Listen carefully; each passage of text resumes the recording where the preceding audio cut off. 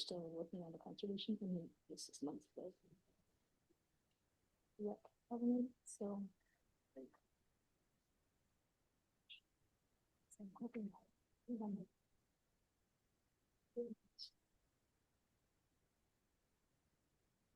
and just a friendly reminder to committee members participating remotely, please turn and keep your camera on for the duration of the meeting.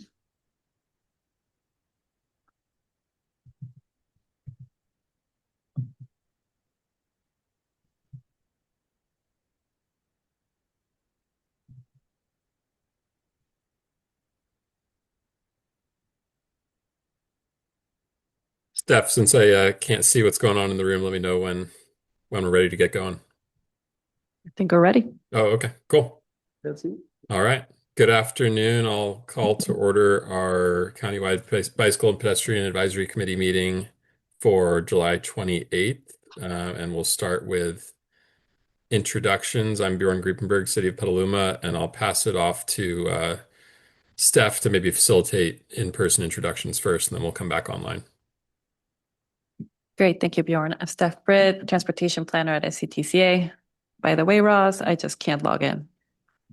Yeah, neither can I. Okay. Oh, thank you. I'm good. Go ahead.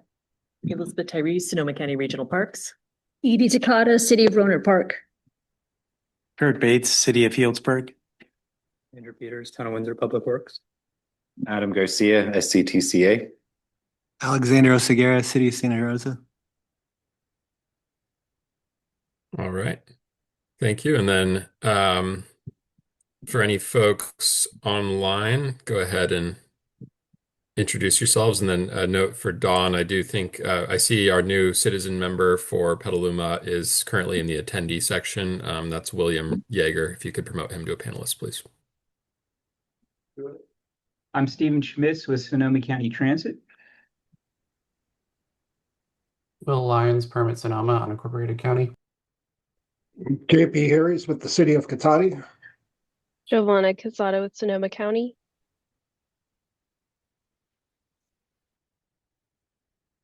William Yeager, Petaluma, Pedestrian Bicycle Advisory Committee. All right. Great. Thank you all and welcome William to the committee. Thank you.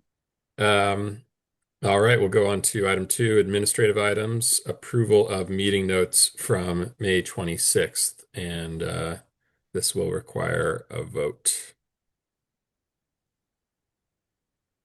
Any issues or corrections to the minutes? All right, not hearing any. So Don, if you don't mind leading us through a roll call. Ross sitting in for Dawn today. Oh, Ross, sorry. No, Thank it's you. all good. You're off camera. Yeah, I try to keep it that way. Okay, so starting at the top for Cloverdale, Rafael Miranda, Kevin Thompson, JP Harris. Yes. Kurt Bates, Yes. Bjorn Griepenberg, Yes. William Yeager. Yes. Alexander, oh, got it. Alexander Oseguera, Yes. Tarina Wilson, Edie Takata, yes. Oriana Hart, no Gavin, Jennifer Gates, Andrew Peters, Yes. Stephen Schmitz. Defer to Elizabeth Tyree. I was absent. Okay, Elizabeth Tyree, Yes. Giovanna Caseda Montano, I also defer to Elizabeth. I was not present. thank you. Stephen Hunter, I don't see. Will Lyons, Yes. and I don't see Lauren Rocchioli or Joe Morgan. So we see that passing. And just a note, Ross, I see we have Antoinette from City of Sonoma joined. I don't know if they need to be elevated to panelists. I don't have the roster list right in front of me, so. I did elevate them. Okay, great. All righty. Public comment on items not on the regular agenda.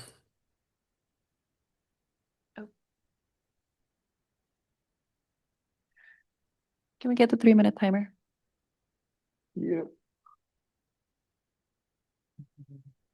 Give me one moment on timer.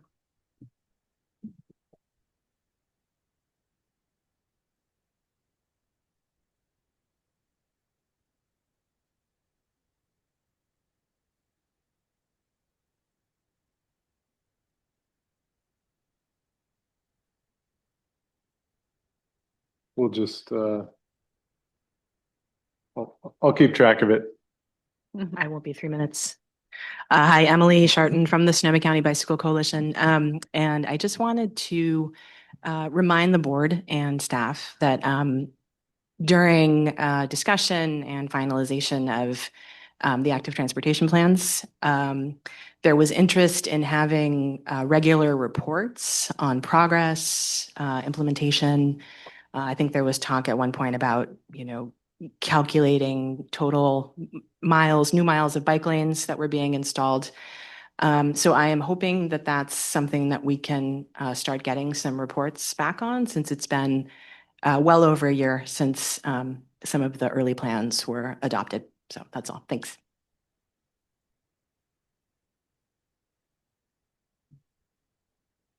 A brief announcement for me.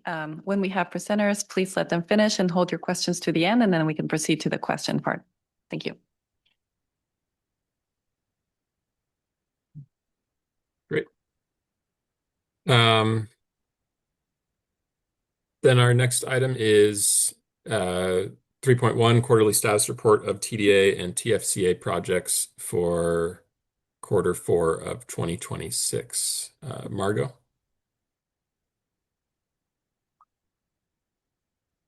Hello, Bjorn. Hello, team.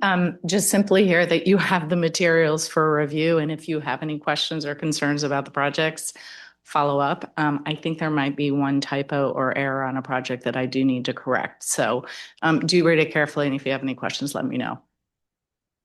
That's it. Thank you, Margot. Any questions from the group? Okay.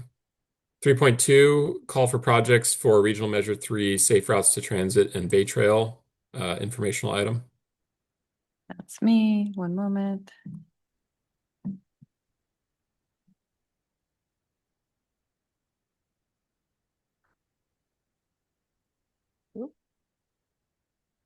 Sure why it's so zoomed in. Okay, so MTC released a call for projects on June 24th for the Regional Measure 3 Safe Routes to Transit and Bay Area Trail Program. The deadline to submit applications is on October 5th. The guidelines are in the agenda packet, and you can review the requirements for submission there. It does include a complete streets checklist, so you may have to plan ahead to bring it to your BPAC. There's 75 million available for program, and it covers fiscal years 26, 27 through 30, 31. So keep an eye out for that and submit your applications. Let us know if you need any help with that. All right, that's it for me. Thank you. We will definitely be applying again. We applied in the last cycle, and unfortunately, we're unsuccessful. Any questions from the room? Alrighty. Our next item is a discussion on the very exciting, long anticipated SCTCA funding program recommendations. Thank you, Bjorn. Hi, I'm Shauna Gauze, SCTCA. This is an informational item for the group. We just wanted to bring to you the draft staff recommendations. Give you a little background. Some of you have heard this like 3 or 4 times already, but we issued a call for projects last June. We accepted 72 applications by August of last year, and we programmed the initial pot of funding, which was the State Transportation and Improvement Program and some local partnership formulaic funds in September. And the remainder of the projects were evaluated by 3-person teams. There were 7 teams total, and each team evaluated about 9 to 12 applications per team. And they scored the applications on criteria that were approved by the board. And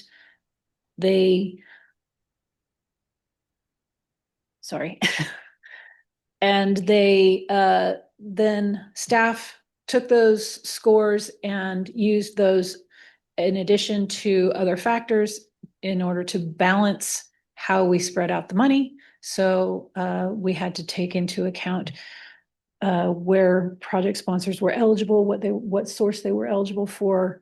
And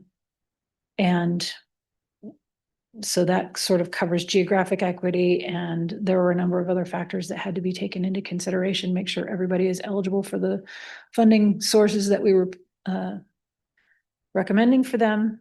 And so we've put together a fairly balanced list that we feel is pretty solid. It includes $118 million of funding.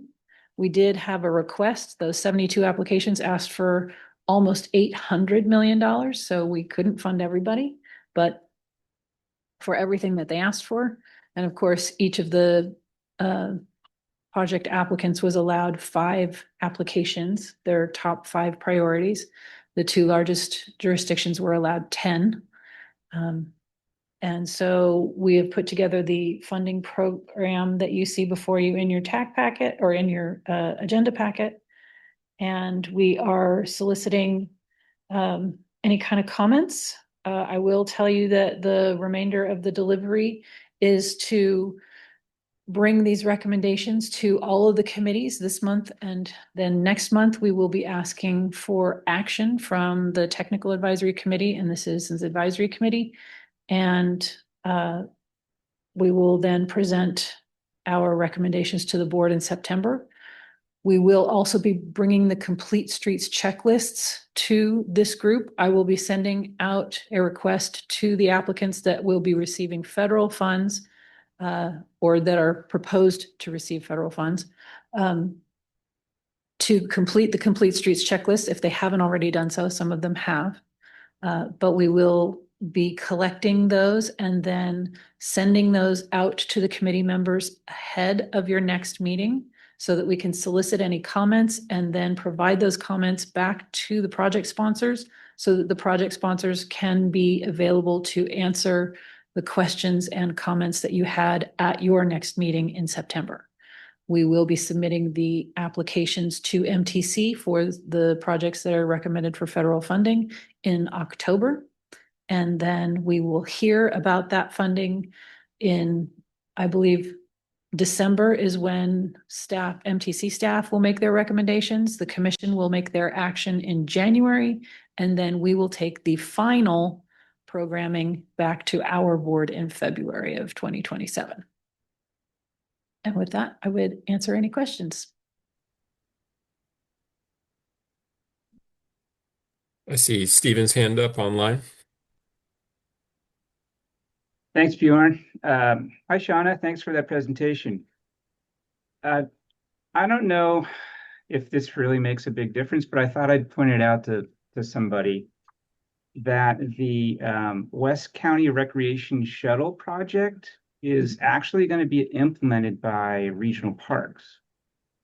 So it shows under Sonoma County Transit, but that is a project for regional parks. I think it's under us because we gave them one of our slots to submit an application. So anyways, I just wanted to mention that to you. I'm not sure if that really matters or not, but I appreciate that, Stephen, and thank you for the clarification. We were aware that that's how it was done. We know that we've been working with parks And we've heard about that project from them in the past. So we were aware that it is going to be them that will be implementing the project, but they are listed because that's where the slot was.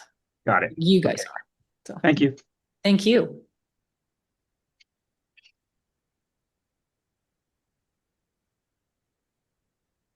All right. Any other questions, comments?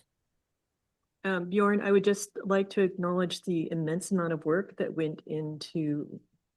came from everybody for these applications and that went into evaluating these applications along with all the reviews that went into this. So for us, with the county, including transit, I think it's a really strong list of projects. And I also appreciate, even when there is not full funding recommended for a project, there's a significant amount of funding that can be initial funding for a project, or be an opportunity for future funding from other sources as a match to that funding. So thank you to SCTCA.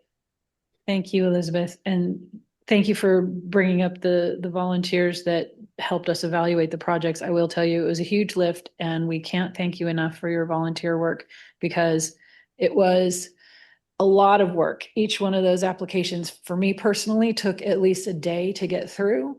So it was a big ask, and we are very grateful for all of the partnership that was provided by the volunteers on each of the teams.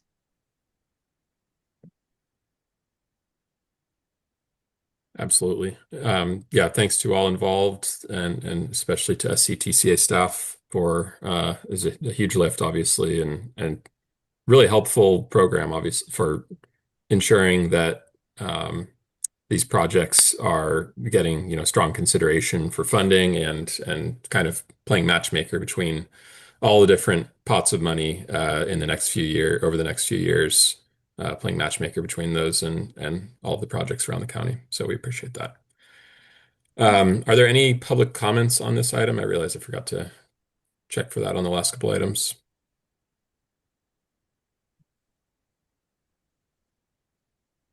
Alrighty. Not seeing any. Okay, so we can move on to item 4.1, the disadvantaged communities map update from Adam. Right. Hello, everyone. Here to give you a presentation on an exciting new web map we have available. It's called the Sonoma County Disadvantaged Communities Map. We've had one previously, but we spent a lot of work trying to update this map, essentially for the purposes of grant writing. We recognize that there are different local, regional, state, federal agencies that provide grants, but also have different perspectives on what defines a disadvantaged community. It could be water related, transportation related, climate related, and having a better perspective of the different issues that the communities in Sonoma County are facing can actually help strengthen, even if maybe that particular grant you're applying for doesn't ask for some specific information. It can be very complementary to understand, when looking at a particular community, all the different issues it's facing. So without further ado, I wanted to share the web page that we have. It's fairly easy to look. There's a link in the agenda, but you could also just type in SCTA Disadvantaged Communities and this should pop up. This is the web page, and then it has the web map embedded into it. But what makes this web page really helpful, and it's an ongoing process, we need to do an update to some of this, but we have definitions of all the different layers that are within the disadvantaged communities map. And as you can see, we have different categories as well too, and a fifth category that we just added. But for the ones we see here, there's socioeconomic disadvantage and equity, environmental justice and health, tribal lands, which includes both tribal lands in federal trust as well as federally recognized tribal lands, Climate and hazard exposure, we'll be adding sea level rise to this one as well, in addition to flood hazard and wildland urban face.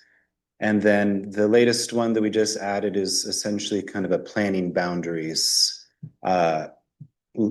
category, which includes priority development areas, transit-oriented community policy areas, schools, I think is going to be added if not already. And so scrolling back up to the map, should look pretty familiar. It's the standard web map that we have. So if you need to search by address or location, you can. Just a really brief overview of how to use this tool. Essentially says use these layers below. You can drag and drop anything that has a check box, shows what is visible. But if you wanted to highlight, say, tribal lands over other ones, you could drag that to the top. Here's the planning boundaries and locations I had mentioned. So yeah, still need to add schools to that, but that's in progress. And so the next little button down below gives you the legend. So whatever layers that you have on there, if there's some complexity to them, they'll give you what the symbology is. So the equity priority community is just an EPC. We don't really have much variation on that, but for climate priority populations, that's where it gets into a little bit more detail. So you can see the different symbology of the layer of those different definitions for disadvantaged community. And so we're just clicking that little next button at the bottom of the legend to kind of scroll through. And then, yeah, this other one we just added, this is the persistent poverty by census tract as well. But again, not a whole lot of definition in the layer. It's just kind of, is it a persistent poverty tract or not, really? So let's see, that's the kind of quick overview of everything. I would encourage you to play around with it and click through, look at the different layers, but also just keep in mind that this is ideally a living tool. So as new grant opportunities come around and we want to add a new layer to, it's fairly easy. But also think about what information might be helpful down here in the descriptions. So for instance, we will be adding links to the original source information for each of these. So you can see if you want to dive into more depth or just know where it's coming from, we'll have links there eventually. But if there's other helpful, just quick factoids that you generally like to reference, but would like to have in this little description, be happy to add that as well too. Just as an example, so we'll be updating Cal Enviro Screen 5.0. And for this threshold of 75th percentile and above, there's now 2 census tracts, different than the 4.0, which are going to be in Sonoma County, both kind of southern Santa Rosa / county land. So if we wanted to say add what the name of the census tracts were, if that's something that's referenced a lot in when needing to do grants, I'm just kind of spitballing here, but that's a kind of example. If there's information that you'd like to have readily accessible, we can include that in the description as well too. So let's see, I think I'll pause there and turn it over to you if you have any questions.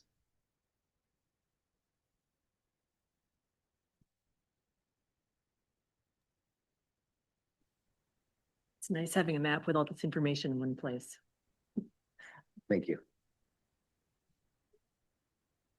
Yeah, and this obviously has utility, even outside of transportation. So encourage people to share this with other folks at your agencies in other departments, because they're a lot of other grants use the same criteria. So this is a really helpful tool, and yeah, thank you, Adam, for creating this.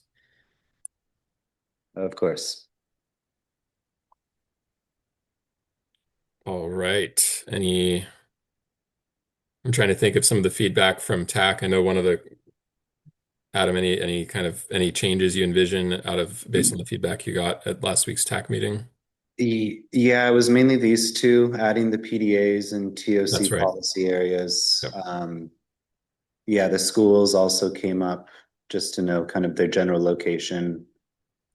But again, this has been pretty straightforward, just adding these layers. We don't want to make it too much, but we also want to make it relevant. So if we can find that medium in between, then yeah, we're happy to modify.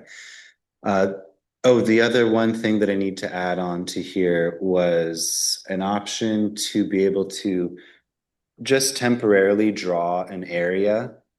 So if you have a project area and you want to take a screenshot of it, that was something that I think came from the TAC also, Bjorn. Yeah. Yeah, that'd be very helpful. So I'll add that functionality. That's pretty straightforward from what I understand. Awesome. Cool. Unless there's any questions or comments, we'll move on to the 4.2, which is the greenhouse gas inventory update.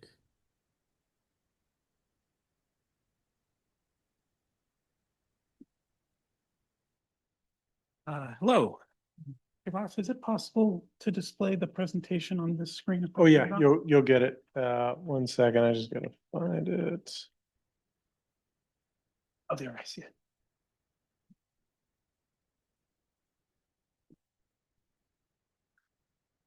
Apologies, bear with me 1 minute. Right.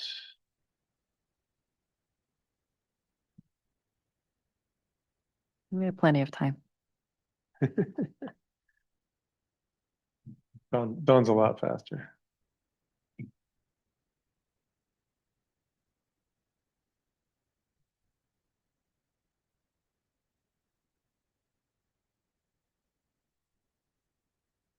I just realized I should grab this.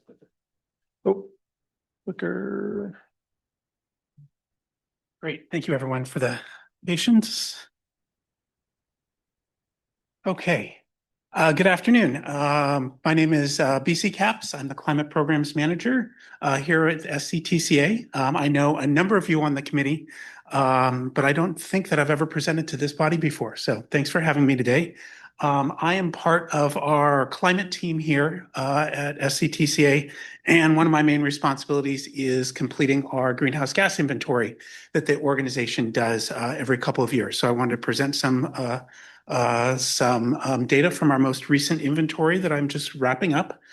We will be presenting this information to our board of directors in just under 2 weeks from now at our August board meeting. So this is a sneak peek at some of our most recent results.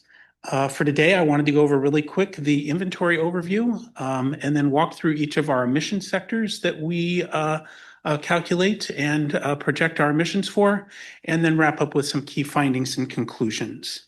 And I also wanted to note this inventory covers the broad spectrum of all greenhouse gas emissions throughout the entire county. So it's not specific to bicycle and pedestrian issues, but we thought that this would actually be some very good background information that many here on the committee would be interested to hear. So going over very briefly a bit of a history and some timeline. Our efforts here internally to first do a greenhouse gas inventory began in 2016, and that was when the organization completed the first greenhouse gas inventory countywide that included that looked at both calculations for basically set of 2010 baseline numbers and included a backcast to 1990. So a lot of our calculations and comparisons we do are all based around that calculation of of what emissions were in 1990 moving forward. So since then, approximately every other year, the organization has completed the inventory update. We use guidance from ICLEI, and we use the U.S. Community protocol for our calculations, and so have been attempted to be consistent over the years. This most recent update, I believe, is the 6th one that we've done. And so this gives us quite a bit of historical information over the course of the last 30 years or so here in Sonoma County. The last thing on this slide I wanted to point out was up in the upper corner, you'll see our climate mobilization strategy goals, which we're working against. This document was adopted in 2021. And so this document set is kind of our main strategic climate-based document and really sets a carbon neutral goal by 2030, which at least according to kind of our internal calculations is we are kind of viewing that as an 80% reduction below 1990 levels by 2030, with the rest of that 20% of emissions being needed to be sequestered through forest lands or compost application. And so that's really the goal that we're working on. This inventory is really just the snapshot of where emissions are. Tanya Narath here on our staff, our Chief Executive Director, Deputy Chief Executive Director is working on a climate mobilization strategy update, which is the action-oriented piece that will pair with this inventory. So this is kind of the numbers behind the scenes, and then we're using this data to go in and basically create and update our countywide action plan, of which Tanya will be developing and presenting that throughout the end of this year and early next year. This slide here shows is the long-term trend of our greenhouse gas emissions countywide over time. And what it shows is a slight is a continued downward trend. We calculate we categorize the emissions into 5 major sectors. Things having to do with buildings and building energy in the built environment, emissions due to transportation, emissions from water, 4th is solid waste, and 5th is from agriculture. And so you can see here from this graph is over time they are trending downwards, which is great. We have calculated a 22.7% reduction from our 1990 levels. That is, as you can kind of a quick math, if we're aiming to get to 80% below, 22.7 is a good step in the right direction, but certainly not that far along that path. And so there's still quite a bit of work to do. On the side, I wanted to point out, it's really the percentages that are shown there are really showing the relative size of the emissions and the amount of emissions.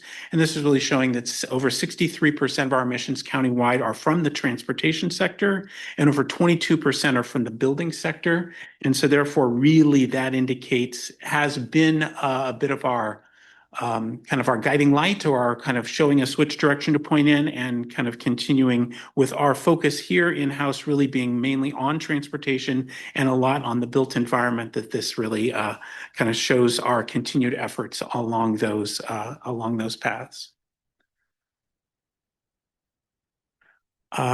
This next slide shows, again, the orange bars for each of the 5 sectors.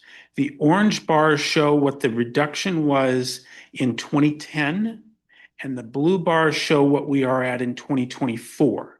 So a lot of these graphs really go back to 1990, but this was an attempt to really show where progress in the course of the last few years has been most focused between 2010 and 2024. And this is really kind of shows a slightly tighter time frame. And the key thing here is to show that we are getting our efforts at reducing emissions across the board have been fairly to moderately successful, with the one exception, unfortunately, being the tough nut to crack, transportation, which obviously I think everybody on this body is well aware of kind of the challenges with reducing transportation emissions. So on the side here, we see our greenhouse gas goals that we're working against, both our internal goals and the state goals. And as I mentioned, part of the climate mobilization strategy update that Tanya is working on, we'll really be digging into each of these goals and really kind of looking how do we dig deeper and go further. This graph here, quick snapshot, is showing this is showing per capita emissions for each jurisdiction. One of the complications and when presenting this information is oftentimes, since different cities, different jurisdictions are different sizes and different populations, that when we just show the raw numbers of emissions, Obviously, Santa Rosa is going to go show much larger than Cotati or Cloverdale. And so this graph is an attempt to really look at it on a per person basis. And then with the comparison lines on there showing the national average at 14.2 metric tons of carbon dioxide emissions per year. And everyone in the county is well below that. The state average is 8.3. Everybody in the county is below that except for one jurisdiction. And then the county average of 6.3, which by definition, approximately half of the jurisdictions are above and half are below. So this is kind of a way to really kind of look at jurisdiction by jurisdiction. How does kind of a more rural setup or a more urban kind of configuration help on a kind of a per capita basis? And I think it's looking at these per capita numbers over time that really kind of show some of the show best the local efforts, because sometimes the total emission reduction or additions get lost. But when we look at it a per capita basis, it sometimes shows a little bit better. So kind of showing how our jurisdictions are comparing to each other. I wanted to take a few minutes now and walk through each of our 5 major areas. I think I'm going to gloss over some of these details and really just kind of provide the high level. So really in our building energy emissions, they are lower, 48.4% lower than 1990 levels, which is fantastic. And really one of the key things that comes from that has helped us reduce the building emissions over time has really been the incorporation of Sonoma Clean Power as an entity approximately 10 years ago, and that caused a major reduction in our countywide emissions. We have continued to work on other efforts, and our work with the Bay Area Regional Energy Network, BayREN, is really aligned with continuing to reduce these building emissions. And the one thing I wanted to mention is obviously when it comes to the built environment and electricity demand for our buildings, obviously the topic of data centers across the state, as well as our own efforts to encourage electric vehicles and building electrification actually drive up electric demand. So it's a double-edged sword there. We actually need to drive up electricity demand, but then work to clean and green that electricity grid even more so that we actually end up with lower emissions overall. Again, here showing that trend of data from 1990 to current. You can see in the blue there of electricity, emissions from electricity, how those have been able to shrink tremendously.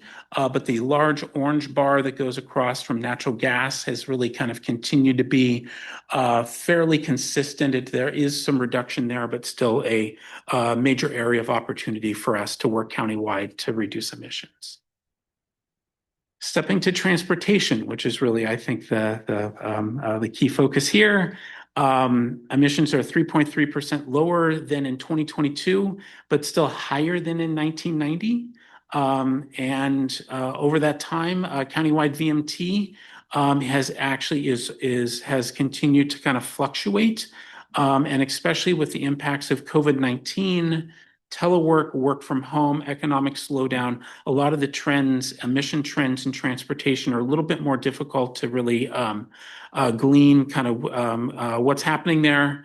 Over the course of the time, gasoline-powered vehicles have continued to become much more efficient, which has helped to reduce emissions. And there's been a major push to move towards electric vehicles and plug-in hybrids. So those have both allowed for kind of VMT to remain at kind of elevated levels, but to allow the emissions from that transportation to reduce. And here we can see in this graph, the blue bar marks on-road emissions, the orange is off-road emissions. And these are really calculated from CARB's MFAC database with some additional inputs from our planning team here that really kind of lead into help us kind of calculate this. And so you can see emissions kind of in the transportation sector have gone kind of up and down, and especially one can see that dip around 2020 having to do with COVID-19. One additional transportation graph I wanted to share here. This is a new calculation that we're able to work into our spreadsheets this year. And this is looking at the increase of electric vehicle and plug-in hybrid use over time, and how, as I was mentioning a minute ago, electric vehicles require electricity.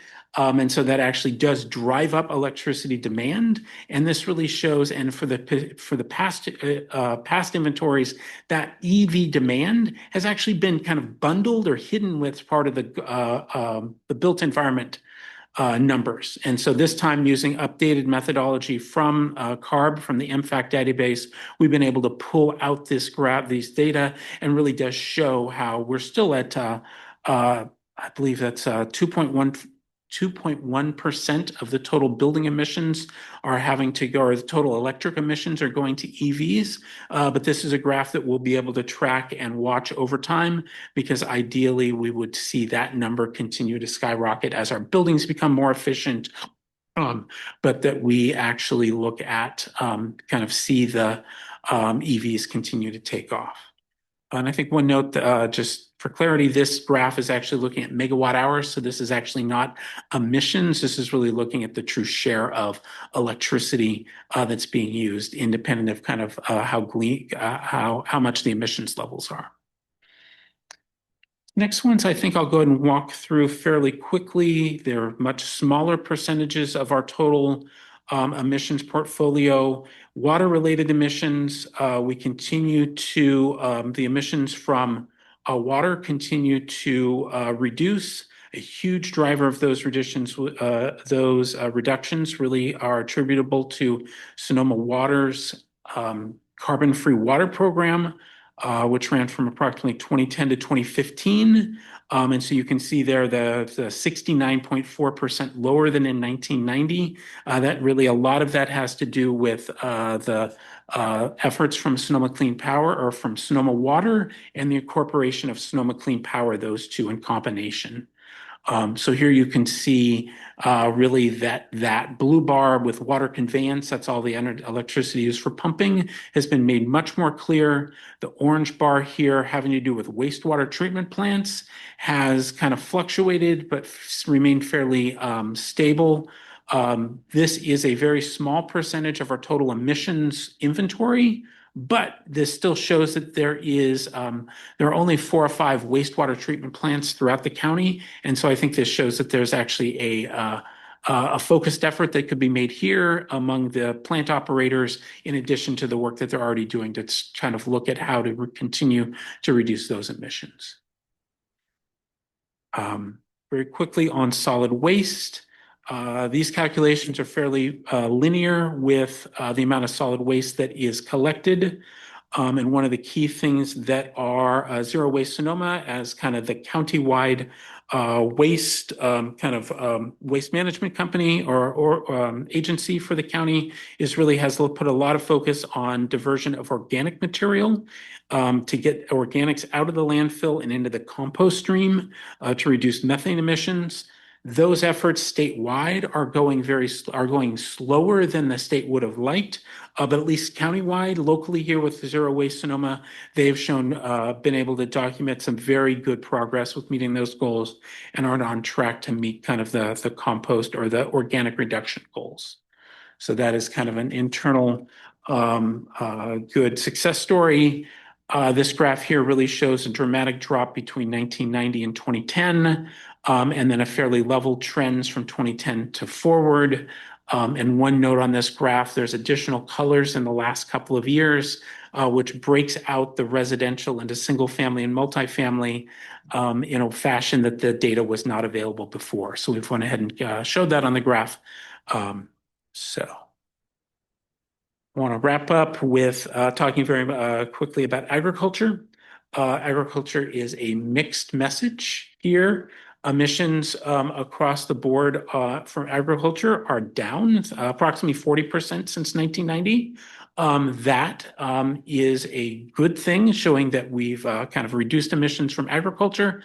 But the issue with that is that that has really been because of a decrease in agriculture across the board in Sonoma County, with reduced acreage for crops and reduced livestock counts for herd animals. This is obviously kind of a countywide issue, and wanted to call out that the County of Sonoma, the Board of Supervisors, recently took an action kind of acknowledging this and acknowledging that there needs to be an additional focus on focusing on the agriculture and working lands as critical infrastructure for the county's economy.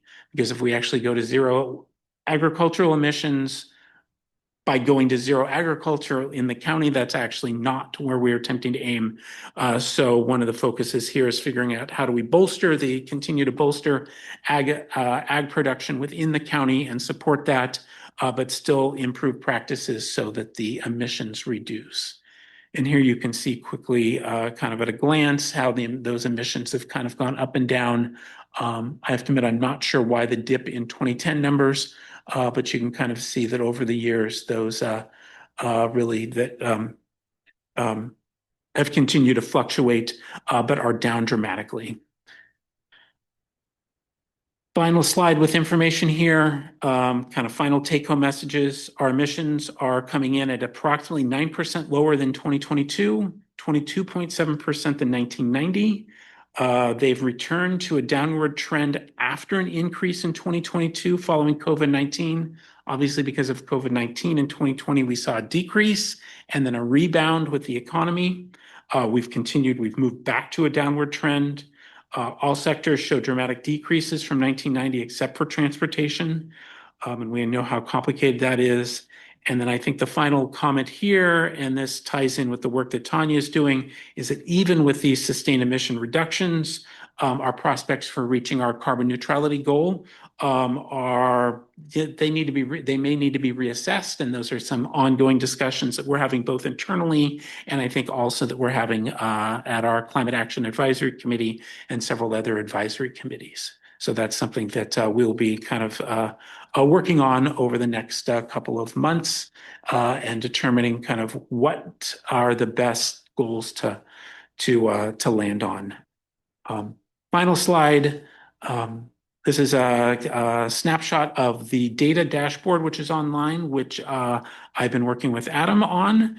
This dashboard is currently online, currently functioning. It has 2022 data, so it has all of our 1990 through 2022 data, and I'll be working with Adam over the next 2 weeks to try to get this data updated so that it would be fully refreshed with the new 2024 data going into our board of directors meeting. So with that, thank you. I'm happy to answer any questions, and hopefully that did not end up taking too long in the grand scheme. So great, thanks.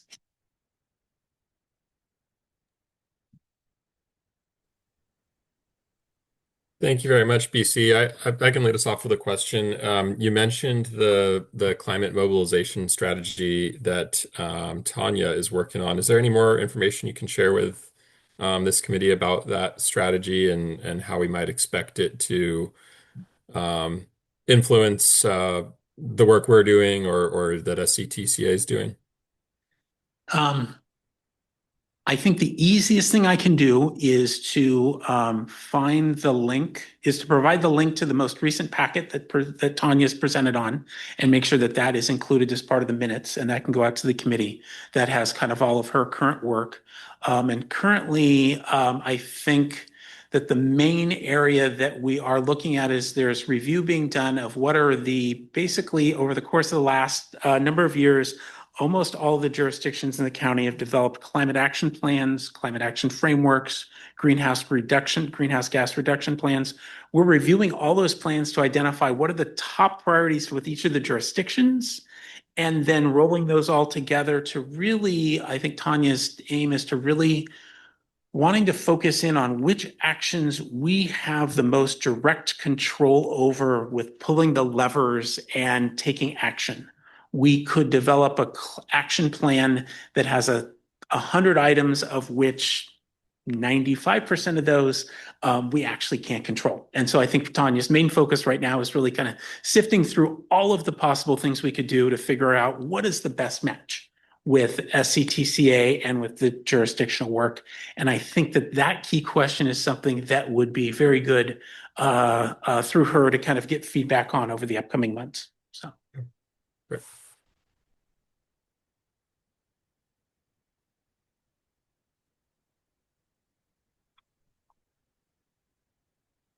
Any other questions or reactions from the group?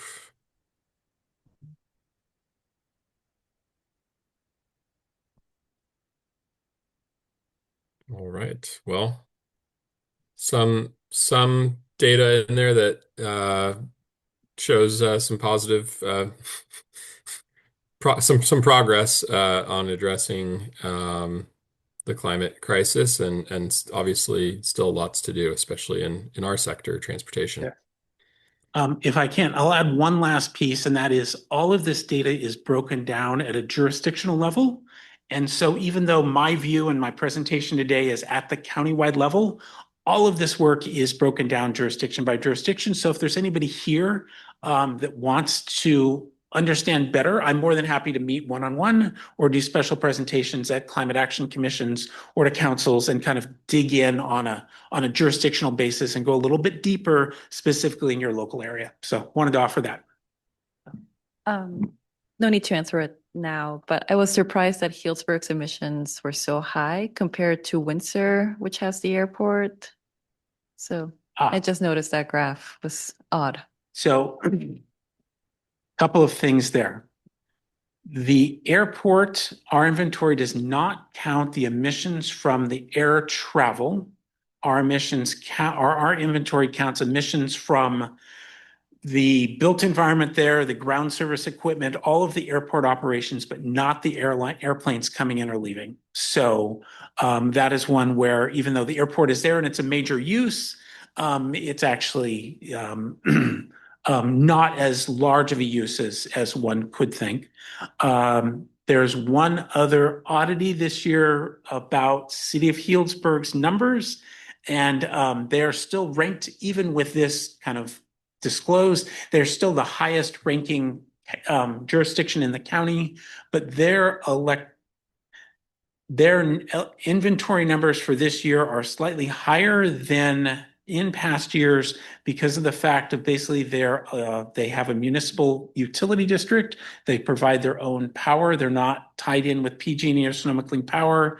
Through their city council, they made a decision to take some of their renewable energy credits that they earn from renewable energy production, and they ended up actually selling those on the open market, some of their renewable energy credits, to bring in proceeds to do additional energy-related projects to further green and improve their local energy supply.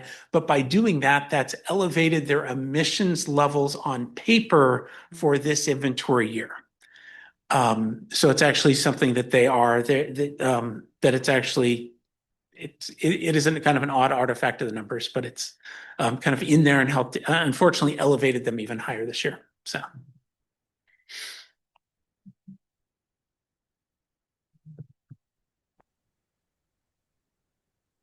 All righty. Okay. Thank you very much, BC. Great. Thank you.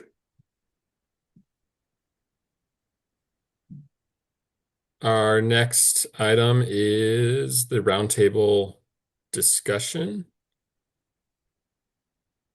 Anything group wants to bring forward? I can share some things. We got about 3 different events going on for the next 3 weeks. So tomorrow we got an in-person workshop at 635 First Street. This is for our Greenway connectivity study. So we're just having kind of like an open house for folks. There's going to be free snacks and childcare there. The Greenway connectivity study is between the Prince Memorial Greenway and the Southeast Greenway and making that connection. And we have 3 alternatives and a survey online, trying to get more people to fill out the survey. The next thing is on August 6th. between 5:30 and 7:30, we're doing a community ride. This is in partnership with SCTCA. We're going from the South Davis Park to Roseland Community Park and back. We're going to kind of be displaying we're going to be doing, what is it? 30%, we got 30% design work done for the area to do like multi-use path, some sidewalk gap closures, things of that nature. So we're going to the community to see their thoughts on it, kind of potentially describe at certain locations what the improvements might be. And then on August 10th, we're doing a pop-up event. This is in partnership with the Safe Routes to School folks. We're going to be at Kamali and Lazini. We're going to be doing just curb extensions at an intersection at the backside of Roseland Creek Elementary. So we did a walking audit at the school, and now we're doing a pop-up there with parents and neighbors potentially. We're going to be sending out flyers here shortly and putting the information in Parent Square as well. So it'll be temporary materials. We'll be like painting curbs and doing red curb paintings and white stripes and putting some just orange cones out there, but permanently securing them with the screws, stuff like that. So it's just a little basic project between 8 and noon on August 10th. Very cool. Thanks for sharing. Any other updates around the county? We have someone from the back approaching the presenters table. Great. Oh. Sorry.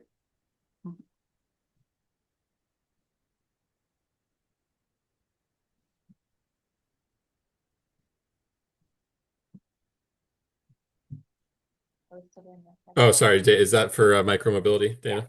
Okay. I guess I'll just share from Petaluma. We've had a lot of work going on this summer, finishing up our Safe Routes to School improvements. We basically spent the last 2 years auditing all of our public schools in Petaluma and then coming through and making improvements in the immediate surroundings. Most of our improvements have been intersection daylighting and crosswalk enhancements, some striping and signage enhancements as well. And so we're just wrapping up that work this summer. And then we've also we just completed or we're about to complete a more robust Safe Routes to School project that was funded through TFCA that installed a two-way protected cycle track on Riesling Road connecting two of our schools. So once that project is finished, I'll talk to Steph and I can bring some pictures to the next meeting. And then we've also are just wrapping up on Rainier Avenue, which we paved this year, Complete Streets project, 4 to 3 lane road diet with curb protected bike lane in one direction, parking protected bike lane in the other direction, roundabout at a intersection that was formerly an all-way stop. So again, I'll grab some photos or maybe invite people to come down for a tour of that project because it was a pretty big transformation on that street. So yeah, it's been a good summer, and school will be back before we know it. I see a comment in the chat. Yeah, I think Stephen was just asking for me to give an update on the ATP for the county. Sorry, my bad. So we took it to Planning Commission on July 16th, and overall went well, but County Parks flagged some things they wanted to work on us with, so it has been continued to August 20th. So fingers crossed that goes smoothly, and then we can take it on to the board for adoption if they so choose. So that's where we're at. But overall, I would say that most of the comment has been positive and seems like things are plugging. So that's good. Thanks. Cool. Thank you, Will. I have something real quick, Bjorn, from Roanoke Park. Go for it. And actually Roanoke Park and County Regional Parks. We are almost done. pause when I say that, with the trail to Crane Creek Regional Park. And if you're on Pet Hill, this week, the signal between Laurel Drive, at Laurel Drive and Pet Hill should be going in, so barring anything surprising, I mean, we have one surprise that we've got to deal with, but hopefully August, September, we should be done with that trail. So this is part of a bigger project, which is a trail to Crane Creek, plus the signal, plus a park expansion, which will be achieved with a land transfer on this in a year or so, maybe a couple of years. Anyway, I've been talking about it for a while, and since I was talking about it with Elizabeth, want to let you know sometime soon, I think that trail between SSU and Crane Creek will be soft opened. That is exciting. So to get all the way to the park, though, that will require the next phase with the land acquisition. Oh, no, you'll be able to go from Oh, okay. SSU through our crossover across the Pet Hill with that traffic signal, go Okay. across our land onto the water tank land, and then to the park. So, Oh, awesome. yeah, the land transfer is just so that the park can be expanded, but the trail itself will be part of the recreational and transportation trail. Gotcha. Very cool. Is there any kind of a ribbon cutting or anything planned, or grand opening planned for that? That is being talked about. We have Okay. many electeds to talk to, so Yeah. how that goes. Cool. Well, keep us updated. That's exciting. Yeah. All right. Any other updates? If not, we'll go on to the next item, which is the shared micromobility updates from Dana. All right. So just a brief update on the Broadwood Bike Share Program. We had a working group meeting earlier this month to review the April through June quarter. We are continuing to see positive trend in usage. There was comparing that quarter this year to last year, there was a 94% increase in usage. So good to see the continued trend in a positive direction. We are working with partner agencies on a funding plan for extension of the pilot, which the current pilot goes through October. We plan to bring a proposal along with a contract extension to our board in September. So we'll have some updates for this group in September. Hopefully everything is smooth and buttoned up by then, and we could report out on it to this committee then. So yeah, it's my update. Thank you, Dana. And Adam, with his bi-monthly reminder about the loaner equipment. Yep, they are available. That's it. And then lastly, we have some save the dates or upcoming events. Yeah, I can do that. Okay. Great. So save the date, September 24th at the TAC meeting. Oh, that was 4 days ago. Sorry about that. Please note that happened. That's the next one. Oh, wow. I could give a brief update if that's okay. It is not September right now. It is July. Yeah. Apologies. The September TAC meeting will be inviting this group to that. MTC is doing a tour around the Bay Area to talk about the transit priority roadway assessment and present the draft transit priority network, which has some policy connections to the transit priority policy for roadways that influence how corridors where there's transit and bike ped projects, how that's coordinated, and how those various modes are prioritized. So just want to give a heads up and save the date that that conversation is going to be happening at TAC, but we'll be inviting this committee as well as our transit committee. Great, thanks for the save, Dana. So the next save the date is MTC will be having an active transportation working group meeting on July 30th. If you would like to attend, there's more information online on how to attend. All right, and then the final save the date, if you may recall, last spring, we had an active transportation and Vision Zero workshop for staff members in the county. And in this workshop, we discussed best practices and challenges in implementing active transportation. So the second workshop of this two-part series will convene in September. Just keep an eye out for invitations. We'll start sending those out soon. And it'll be a slightly bigger workshop with more staff members, electeds, et cetera. And this will be a great opportunity to talk about navigating the challenges of right-of-way and how we can implement more active transportation throughout the county. And yeah, keep an eye out for that invitation. That's it for me. All right, thank you. Glad we'll be doing another one of those workshops. Think everyone enjoyed that, and great to collaborate with others within and outside the county.